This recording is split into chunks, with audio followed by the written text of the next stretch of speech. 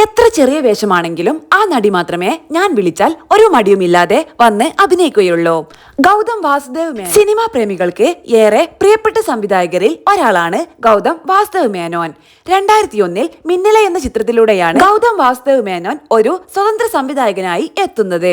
പിന്നീട് കാക്ക കാക്ക, വാരണം 1000, വേട്ടയാട് വിളയാട്, വിണ്ണൈ താണ്ടി വരുവായ തുടങ്ങിയ മികച്ച ചിത്രങ്ങളിലൂടെ തമിഴിലെ മുൻനിര സംവിധായകരിൽ സ്ഥാനം നേടിയെടുത്തു. തനിക്ക് ഏറ്റവും അടുപ്പമുള്ള നായികയെ കുറിച്ച് സംസാരിക്കുകയാണ് ഗൗതം മേനോൻ. താൻ എപ്പോൾ വിളിച്ചാലും വരാൻ യാതൊരു മടിയുമില്ലാത്ത നടിയാണ് തൃഷയെന്ന് ഗൗതം വാസുദേവ് മേനോൻ പറഞ്ഞു.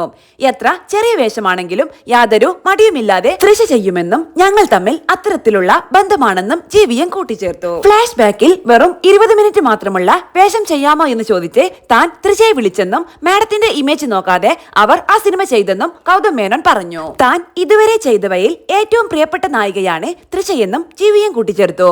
ബിഹൈൻഡ് വുഡ്സ് ടിവിയോട് സംസാരിക്കുകയായിരുന്നു ഗൗതം വാസുദേവ് മേനോൻ. എന്റെ നായികമാരിൽ എല്ലായ്പ്പോഴും പ്രിയപ്പെട്ടത് തൃഷയെയാണ്. എപ്പോൾ വിളിച്ചാലും കഥ പോലും കേൾക്കാതെ അവർ വന്ന് അഭിനയിക്കും.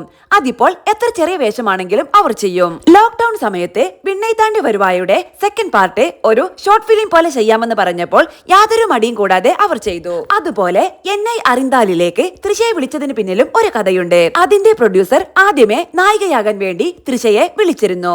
പക്ഷേ എനിക്ക് തൃഷയെ ആവശ്യമായിരുന്നു. ഫ്ലാഷ് ബാക്കിൽ വെറും 20 മിനിറ്റ് മാത്രമുള്ള ക്യാരക്ടർ ചെയ്യാമോ എന്ന് ചോദിച്ചു. അവർ അതും ചെയ്തു. അതുകൊണ്ട് തൃഷയാണ് എന്റെ ഫേവറേറ്റ് ഹീറോയിൻ, ഗൗതം വാസുദേവ് മേനോൻ പറയുന്നു.